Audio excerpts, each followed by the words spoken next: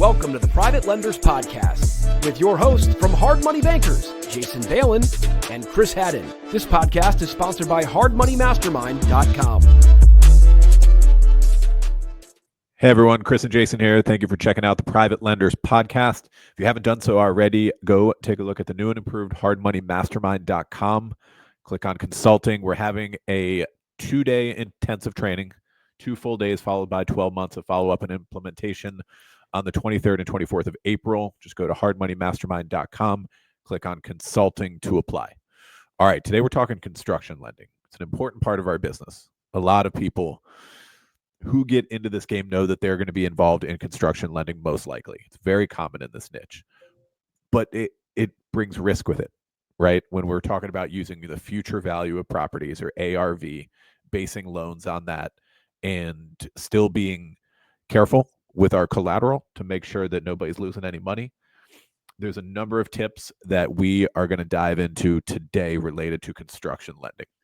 Yeah, so we're going to start off with some scripting and about how we structure our construction loans or our loans with a rehab component. We'll talk a little bit about new construction. We don't do a ton of it, but we do some just because we're conservative, and it's, a lot of the times the deals don't work, but we certainly do some, maybe one a month. And then we'll also talk about back-end processing and how we're processing and what our processes are for all of our construction loans, with our inspectors coming out and how quick we distribute draws and things like that. So let's talk about scripting first. You kind of got to determine who you are as a lender on how aggressive you are with your construction component. And do you want to be aggressive? Do you want to be conservative? Do you want to be a stickler? Do you want to be laxed? Because there's pros and cons of both, right? And we're pretty laxed and pretty conservative on ours, and I'll tell you why, and then we can go through kind of the other side of it. And I think people would be surprised. I think people would be like, well, you guys are conservative on your lending to begin with. Why aren't you guys sticklers about stuff? We make it very, very clear that we don't want our loans to be headaches. And I'll tell borrowers up front, they don't want us to micromanage them, and we don't want to micromanage them. We want to do a good loan to a good real estate investor who can perform on the deal and keep it moving. So I'll give you an example. Let's say we have a loan. Let's just say it's $100,000 purchase price, $60,000 in construction, and we think the $60,000 is reasonable, right? Maybe it's a little bit low, but it's reasonable. But the borrower's got good credit. They've got good cash reserves. They've got some experience. We think overall that they're good characteristics and they're going to be able to perform on the deal. Typically what we'll say is, you've probably heard us, and if you haven't, rewatched some of these podcast episodes or some of the trainings that we've done. But typically we'll try to anchor our loans and try to figure out how much cash to close or how much skin the borrowers are willing to kind of contribute and work backwards from there, right? Because in a perfect world, if a borrower buys a property for $200, we can lend them $100. That's great, right? It's better to do that than lend them $130 or $135, right? The lower the better. So we kind of do the same thing with construction, and in essence, we'll be we'll kind of back into how good the deal is, or how low our loan amount is, to determine something that we don't have to be super aggressive. So let's say, they say it's a $60,000 construction budget. It ends up being higher, $70,000 or $75,000. If you're lending to a good borrower that has cash, that has experience, that's fine. We don't have to babysit them. They're going to be able to they're going to have the means to perform on the deal. They're going to be able to fund the overage themselves. If speed bumps come along the way, they're going to figure it out. So that's something that we do kind of on the front end with underwriting. And the borrower typically will come up, let's say we quote a deal and they're like, hey, listen, you guys are lending me $120,000. You say I need $60,000 cash to close. I was hoping it could be closer to 40 or 45. I'll typically go back to them and say, hey, listen, I get it. I know you want to bring the least amount of money to the table, but we're being a little bit conservative on this deal because your construction numbers, I don't know. You're doing the work yourselves.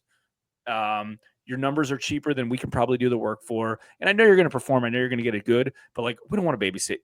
We don't want, I usually don't use the word babysit. We don't want to micromanage you on this deal. And you don't want us to micromanage you. We're going to keep it simple, quick draws.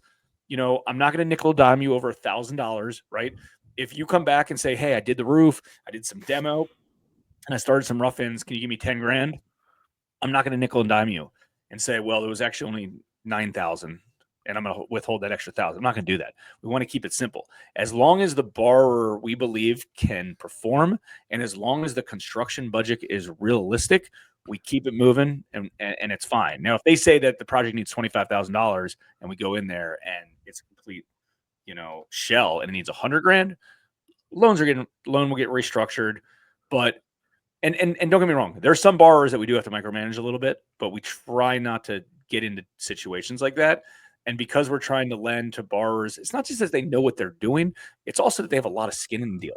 Somebody's not, typically borrowers don't walk away from a deal if they have a lot of money in the deal. They typically have the means to come up with an extra $10,000-$20,000 to finish a construction job if they're almost all the way through it, right? If they're qualified, they have those means, right? If you're lending high leverage to a borrower that doesn't have a lot of cash, they don't have means to finish a project. Yeah, that's not a great spot to be. When it comes to defaults, like incomplete projects is something that we are careful about and really try to avoid.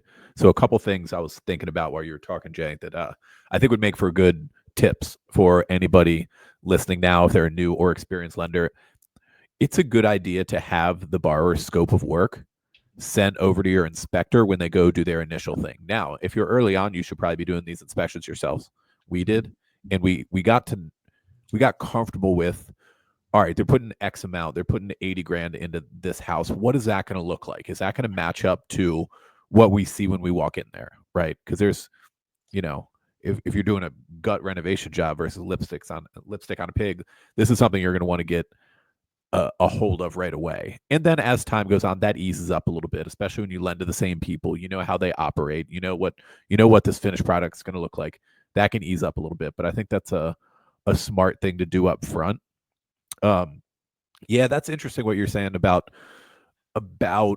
just being a little more conservative with your loan quotes so that you don't have to micromanage the constructions, because I feel like a lot of the industry out there, especially institutional guys, do the opposite. That's like right. they push to the max on whatever LTV they can get. And you always know it's an institutional lender because they come out with their most random loan amounts.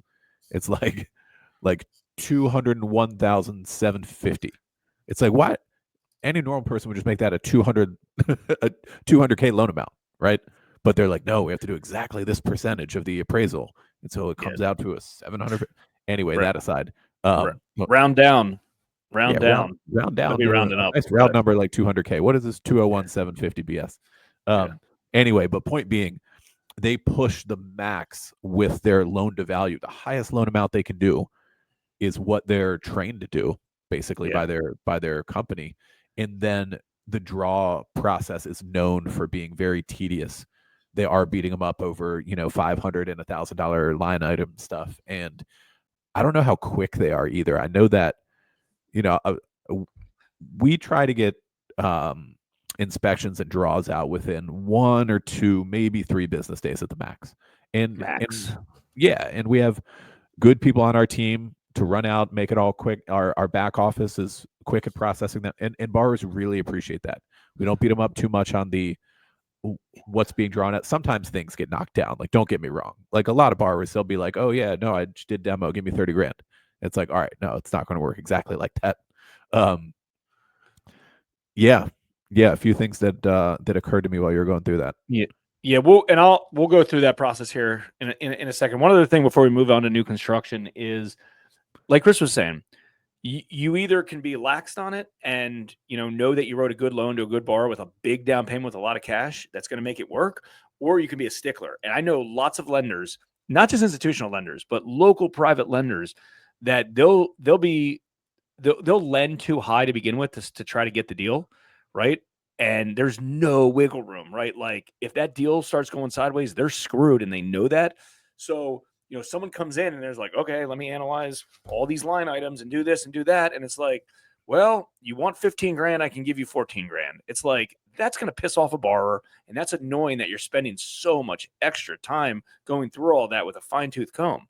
Like, keep it simple, right? Keep it simple. And there's no need to overcomplicate it. It's easier to have a conversation with the borrower up front and be like, hey, listen, I know you're going to bring a little bit more money to the table on the front end, but it's just going to be an easier process for you. And you're going to thank me later. There's too many borrowers that reach out to us and say, I can't deal with this other lender. Yeah, they lend cheaper and more higher loan than you, but like, I can't get construction draws from them. They're a pain in the neck.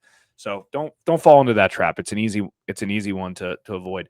So I'll tell you how we structure our new construction lending.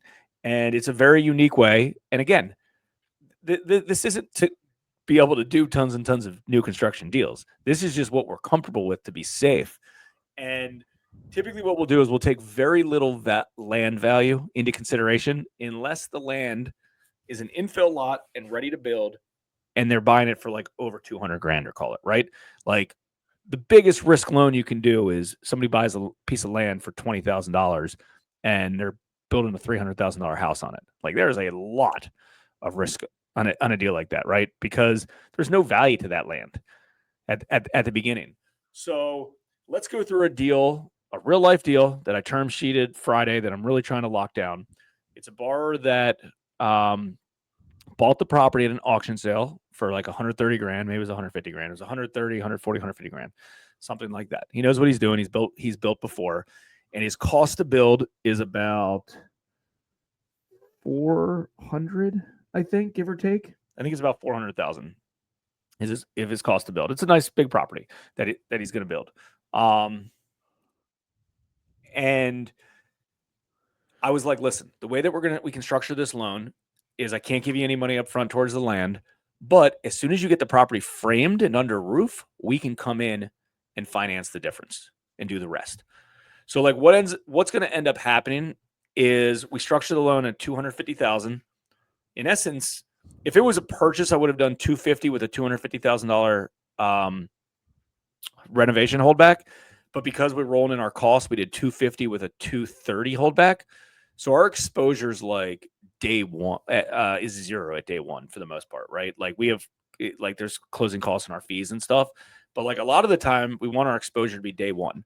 So our exposure to be zero at day one. So like, if we close that deal today, it was a $250 loan with $30,000. I'm sorry, with $230,000 in construction holdback, and then there's like $20,000 in fees that all go to us, right? You know, for the most part, maybe some prepaid interest, but it's like fees that go to us. So our exposure is like zero. If the guy walks away from the property, like, we don't really have any exposure, and we still have a first lien on that land, but like, that was the goal, like, to have zero, very little or zero exposure up front. So, and I told him, as soon as you get the property under roof, right? You get it framed out and you get it under roof, we'll come in. And then it's kind of just like a renovation loan, right? It's not even like a new construction anymore. He's doing it himself. And in this particular case, sometimes this is a purchase. This ends up to be a refi. I said, there's two ways you can do this. I was like, if you want to be guaranteed that you have the capital and you're, ready to go when the permits come in and you're ready to start breaking ground, let's close now. Yeah, you're going to be carrying the loan and keep in mind, like, he's getting charged interest of $250,000 the whole time, not on just the amount that was dispersed to him. He's paying $250 the whole time. So I was like, you can do it now, knowing that you're guaranteed to have those funds in your pocket, or just wait till your permits come in place in the next 6 weeks or 2 months, and then come in, and then we can do the loan. Then it'll save you a little bit of money. So like, that's what I'm kind of negotiating back and forth with him now to figure out if we're going to do it. But that's how we structure that, because then we have very, very, very little exposure until there's actually a house built. And then we come in and we pick up our budget and our draw schedule out of that. Meaning they're going to have to do all this in cash before we come in. That's right. Like, if they're acquiring a lot, if they're, the permitting and other type stuff that might have to do with the lot itself, and then foundation and everything else, and then start going vertical. If you real quick, if you do work. Yeah, real quick, and then you can hop in. You can continue that. If you do the math, it typically ends up being like a 50-50 split. Like, we'll put up half, you put up half. That's usually what it ends up being. but their risk is first, and then our risk is second. It doesn't always end up being like that, but that's typically, like, if you do the math, what it kind of ends up being. But their cash is they're risking it first. I don't know what a typical 2 or 3K loan or a bank construction loan would do these days. But like back in the day, it was 30%. Like, it was real money. So now they're putting, like, it ends up them putting about 50% in. Yeah, and I'm guessing that a lot of borrowers who come our way for new construction, if we quote it this way, they end up being like, nah, that's too much cash coming from my end. I'm going to go somewhere. Or we'll cross collateralize another property. We've done that in the past too, point. and that's another good option. But we've had a lot of success with this. I don't think we've ever had a hiccup on any deal like this. And I know it could be like, oh, well, it's super conservative. That's why. But there's borrowers that like this product. We've done loans for small builders on deals like this because they have cash or they have lines of credit that they can draw on. Yep. And it works. So, like, I wouldn't be intimidated to pitch this. It works. Nice. Anything else you can think of that goes into pro tips on construction? Well, yeah. I mean, I think we should talk about our back end process, about how we structure these deals. Or how we structure what happens with a draw. So what ends up happening is we have an online form. They fill out the draw request of everything that they have. They update wire instructions if they need that. We usually have wire instructions on already in house, but for them. But they go through everything. It gets sent to our portfolio manager, which is also our processor. She forwards it to our inspector, and he calls him immediately. Says, hey, when can I get to the property? Ideally, you want a lockbox in every one of your properties. We used to do that when we were smaller. We had a requirement that every borrower had a lockbox on the property. And I know our inspector would love that, but like, it's just challenging. So in essence, but a lot of them do, right? Because there's workers there all the time anyways. So he'll get on the phone. Again, this was us back in the day. We'd go out to every property and do this ourselves. But he'd try to get out to that property in real time that day. I know so many people these days are trying to do everything electronic and not going to the property. They're either, doing virtual walkthroughs, or they're having the borrower just upload videos and photos. I don't like the idea of uploading videos and photos. If you are comfortable with that area, you can certainly do virtual walkthroughs. If you're comfortable with if you've already been to the property, know what it is, and you're comfortable with them, and then, you in essence, you FaceTime them and go through stuff. But if you're in the first 5 years of this business and you're just starting out, you need to get to that property, not just for like underwriting and risk management. You need these relationships with these borrowers. It's so important. Like, this is a marketing effort. You should be able to see your borrower 5 times in 6 months, right? The day a few days before you close the loan, when you're out to the property, like every inspection, get out there with the borrower. Like, that is a good move. And you know what else can work as a little pro tip is bring the construction check with you and just hand them the check. Right? Yeah, if you're smaller and you're not set up to do ACH or wires and stuff like that, like, we did that all the time. And that's how we built relationships to do repeat deals. At this point, we have inspectors that are out there, and actually our inspectors are incentivized and commission based to, convert some of these people as well. It's like, yo, you're out there, build a relationship with them. I don't care if I originated that deal. Build a relationship. We'll figure out some sort of compensation if you can get them to get us another deal. Like, that's important. So, get out there and do that. So we'll do that, and then they write up a quick construction. Typically they'll take pictures. We'll match it up to the scope of work. They'll request how much money they want, and then we'll do typically an ACH out by the end of that day. So it's usually 2 days. Like, let's say an inspection comes in right now. Terry will get that ordered. They'll be out in that property by tomorrow, and we'll have that inspection back by tomorrow night. Get that wire out that following day. And if there's something that really has to happen even quicker, we'll expedite it and we'll make it work. It's so important to do quick construction draws. There's cash flow management on a real estate investor side. Even if they're, the ones that do a lot of deals, like, they're expecting construction draws quickly, prioritize that. Like, you can't wait a week. It's got to be done in like 2 business days. That's typically 2 days is very good. And just set proper expectations of when they need that by. But again, do what you can to try to get out to that property yourself, or get an inspector out there yourself. I know a lot of people do pictures and stuff like that. If that's what you want to do inside your business, go for it. But we've had more success being there in person. Yeah, I remember in the early years going out, I learned a lot about our customers and about the real estate investing business in general by doing those draw inspections, because I just wasn't that exposed to, that line of work before until I started spending time with our borrowers. And, what does it look like? Like how do they manage their subs? What's their day to day? What if you have a couple projects going on at once? Like where are they and when? They get towards the end of a project, they're staging, working with the agent, like just learning the business from hanging out with them, going out to lunch, and I did take the checks at the beginning too. And then later on, everybody wanted wires. So we moved to all electronic, but like I would wrap those into one meeting, go hang out for 15 minutes, look at the property, obviously give them the check and just learn anything I could about what they were up to. So I think that is a very, very good idea, especially in the first few years of the business. And then feel free to get inspectors, like if you're in a big, busy metropolitan area, like an inspection could take half a day. Excuse me. Sorry about that. All right, everyone. Construction lending pro tips. Hope you gained some knowledge there.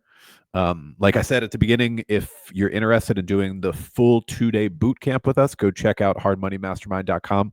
Click on consulting to apply, and we'll see everyone here next time in the Private Lenders Podcast. We hope you enjoyed this episode of the Private Lenders Podcast. Please note that the opinions stated by all the speakers on this show are only opinions and not intended for legal, financial, or accounting advice. Please make sure to always check with your own legal, accounting, and financial professionals. If you enjoyed this episode of the Private Lenders Podcast, we'd appreciate it if you would spread the word. Make sure to check out hardmoneymastermind.com, the #1 free community for new and experienced private and hard money lenders.